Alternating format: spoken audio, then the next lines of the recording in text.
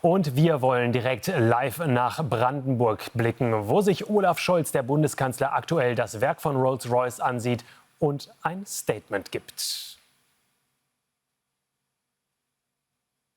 Deutschland ist das stärkste Industrieland in Europa. Wir haben über viele Krisen der Jahrzehnte hinweg immer wieder darauf bestanden, dass Industrie ein großer Bestandteil unseres Wirtschaftsmodells ist. Viele andere haben ja in den 80er, 90er Jahren des letzten Jahrhunderts sogar ganz aktiv sich dafür eingesetzt, dass man auf andere Zweige setzen soll der Wirtschaftstätigkeit. Das tun wir auch, aber nicht als Alternative zur Industrie. Deshalb müssen wir jetzt alles dafür tun, dass industrielle Produktion in Deutschland auch weiterhin ein stabiler Anker unserer Volkswirtschaft bleibt. Das, was dazu notwendig ist, kann man auch schnell und gut beschreiben. Das erste sind Energiepreise, die wir im Griff behalten.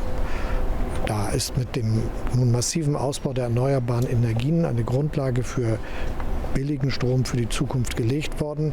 Mit dem Ausbau des großen Übertragungsnetzes für die Stromleitung wird das jetzt auch dauerhaft für Deutschland gesichert und werden auch Preise sinken können, wenn der Strom dahin gebracht werden kann, wo er gebraucht wird.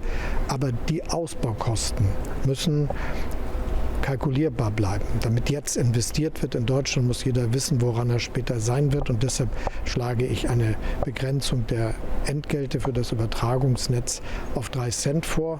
Das kann in Deutschland gemacht werden. Dazu haben wir alle Möglichkeiten und das wollen wir auch erreichen. Das Zweite ist, es muss investiert werden. Deshalb glaube ich, brauchen wir einen Steuerbonus, der ausgezahlt wird für Investitionen in Deutschland. Allgemeine Steuersenkungen bringen ja nichts, weil sie ja nicht unmittelbar dazu führen, dass man irgendwo das Geld in Deutschland investiert. Das kann man ja auch an die Aktionäre ausschütten. Und deshalb halte ich es für richtig, dass wir einen solchen Made in Germany Bonus auf den Weg bringen.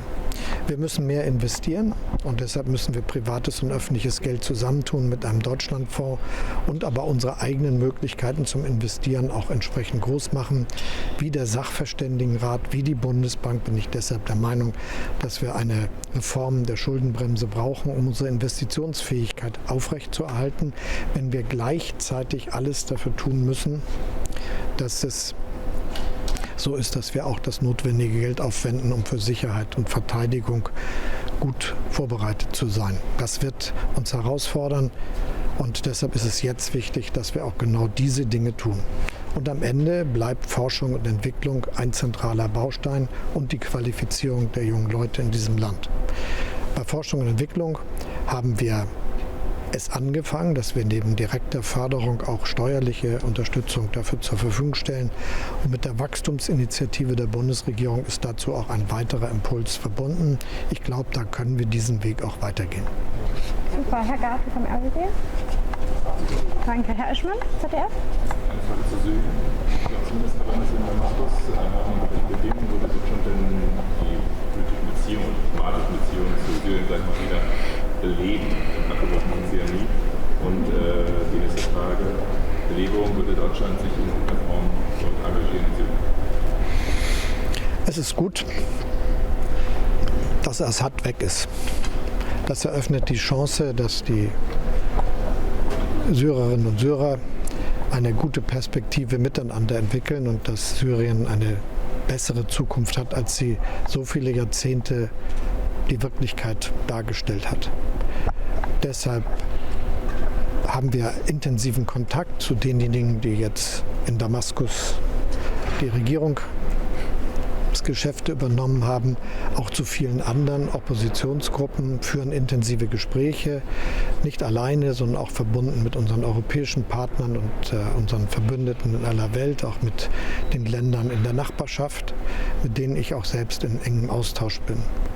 Und unser Rat ist, dass Syrien eine Zukunft findet, die multiethnisch, multikulturell, multireligiös ist, im Frieden mit seinen Nachbarn lebt und eine Zukunft entwickelt, in der niemand Angst haben muss, verhaftet zu werden von der eigenen Regierung, weil er nicht mit ihr einverstanden ist. Das, glaube ich, ist das, woran wir jetzt arbeiten müssen. Und deshalb ist es richtig, dass jetzt alle Kontakte aufnehmen und Gespräche suchen.